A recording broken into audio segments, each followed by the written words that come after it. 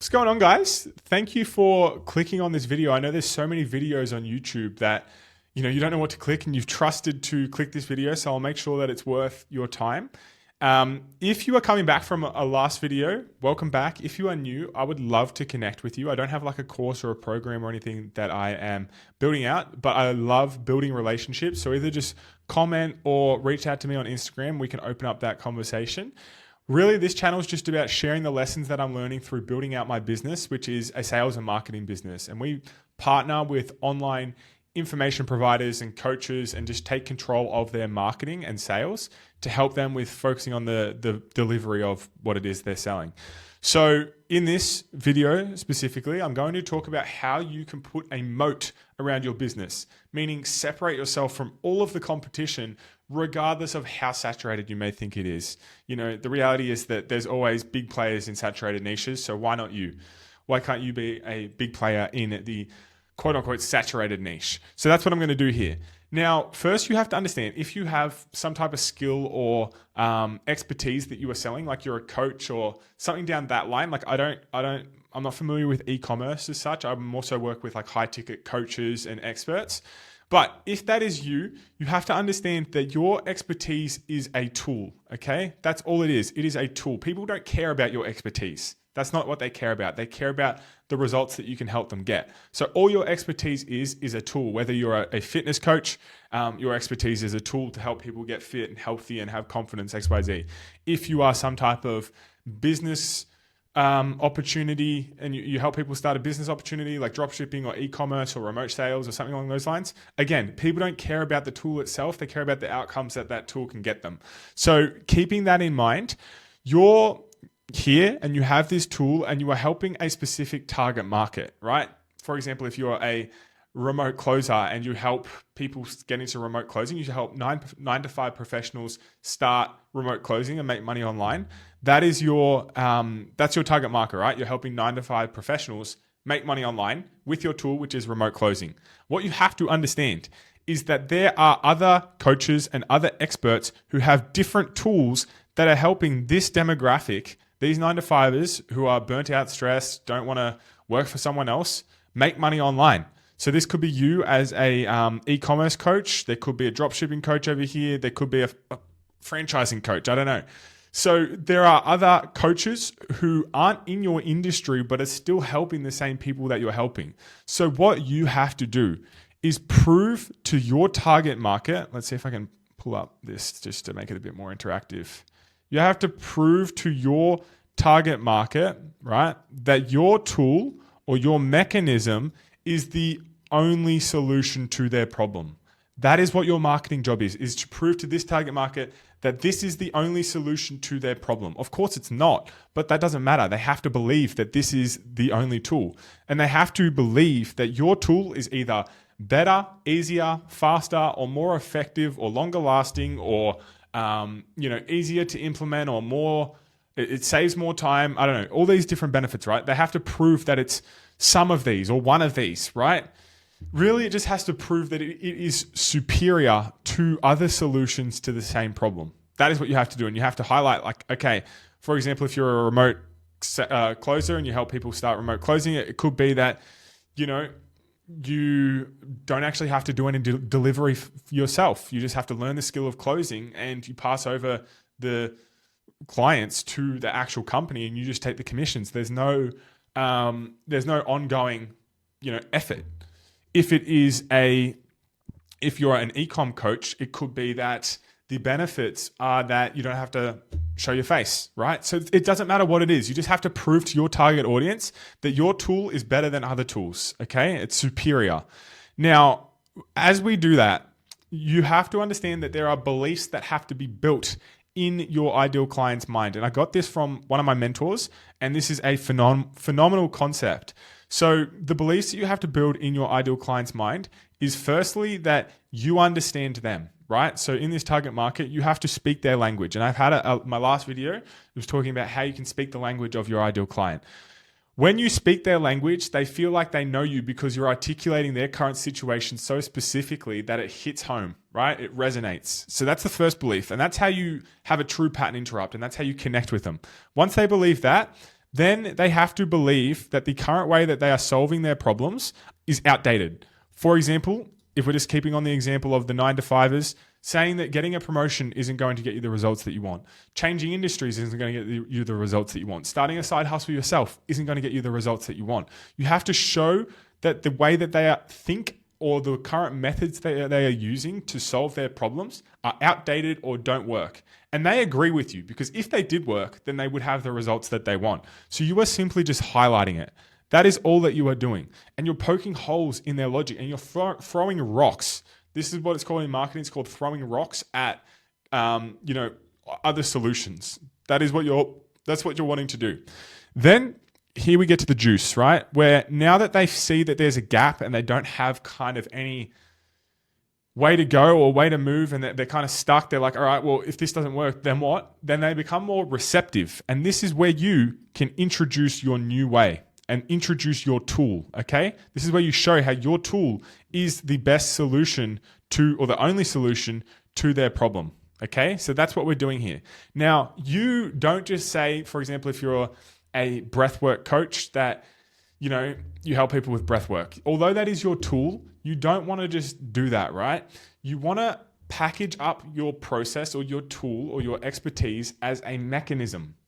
And the results that you help people get is attributed to this mechanism, not to you. People, again, aren't buying into you. They're buying into how you relay the tool and the expertise that you have to help them get the desired outcomes that they want. So you do this by branding your method. You call it something, right? So, for example, if we're just breaking down how to create a unique mechanism, it is naming the process. Let's say, for example, and this is a classic unique mechanism, and you guys have probably all read the book Atomic Habits by James Clear. If you have, then you're aware of his mechanism.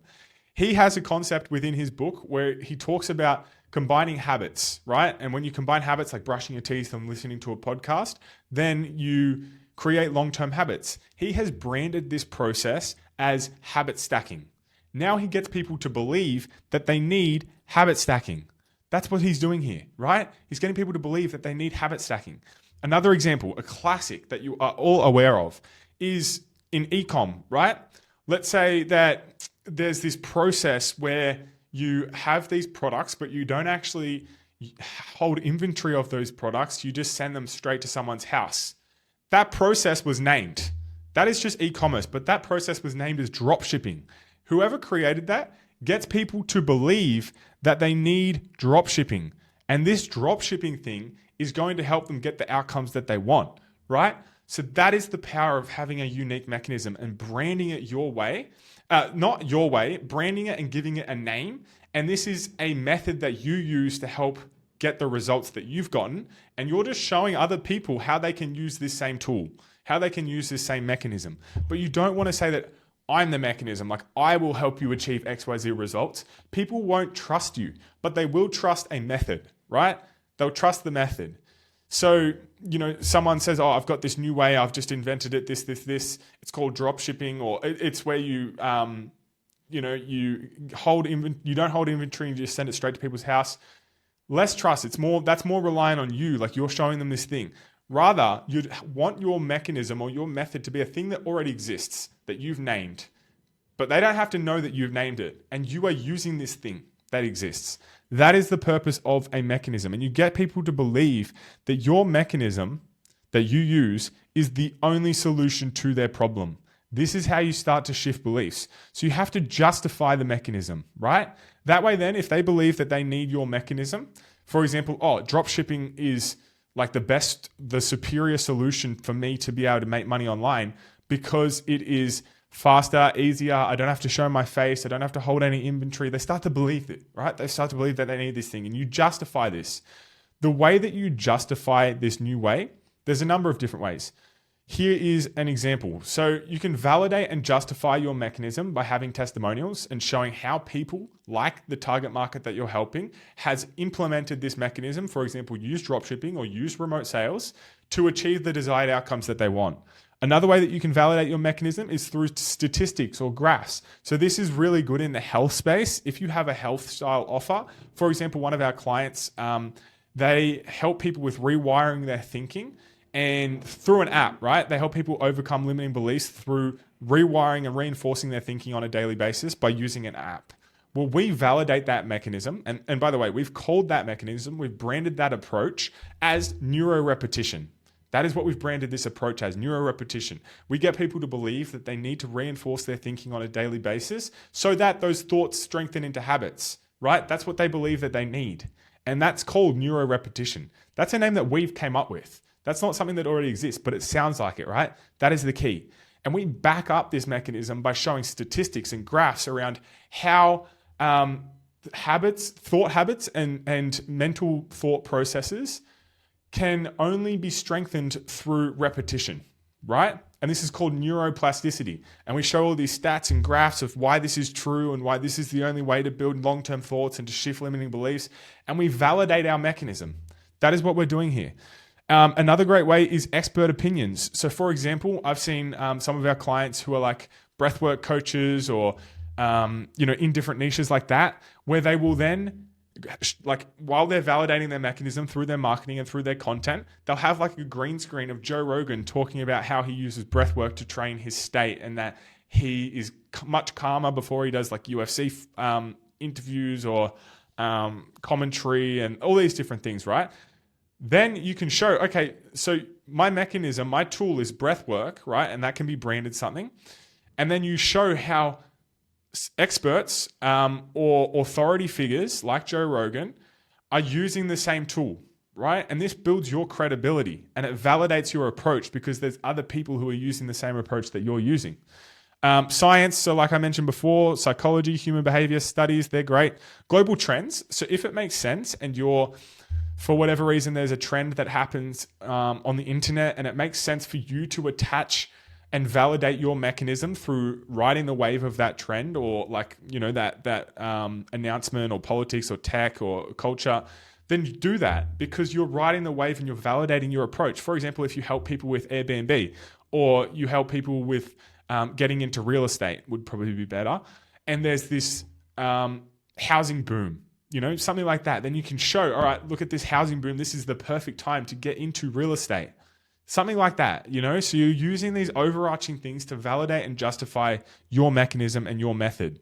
So that is really the process. And then once they believe that your mechanism is the superior solution to their problem, then they care about your program structure. So this is what most people do wrong. They go like, okay, this is your pains, this is your desires. They talk about all of this here. Then they'll say, all right, you've got these pains and these desires. Here's my program. No one cares about your program until they believe that they need it. So that's why you have to build these chains of beliefs. And then your program is the fastest, easiest, most effective way to implement. It's the best way to implement dropshipping. You've got the best programs, you've got the best deliverables, these things, right? Then the next logical step in their journey is to become a client. So that's the belief chain that we're building. Learned that from my mentor, Trey. And just to wrap this up and finish this off, I have put this together to encapsulate what an offer is. So an offer is how you package up your skill set. So, closing as a remote closer into a mechanism that solves the problem of a target market better than other solutions to the same problem. So I'd take a screenshot of this because this kind of just encapsulates everything that we've just gone over. An offer is how you package up your mechanism. An offer is how you package up your skill set into a mechanism that solves the problem of a target market better than other solutions to the same problem. So that is how you put a moat around your business. That is how you build credibility around your method without actually even really having it. You have to have credibility. You have to show that you can actually deliver results, but how you can amplify and justify your method to show how it is better than other solutions to the same problem, right? So hopefully that was valuable. If you have any questions, just reach out to me on Instagram. I know that this is kind of complex. But yeah, reach out and look forward to seeing you on the next one. Subscribe, do all that good stuff. Thanks. Bye.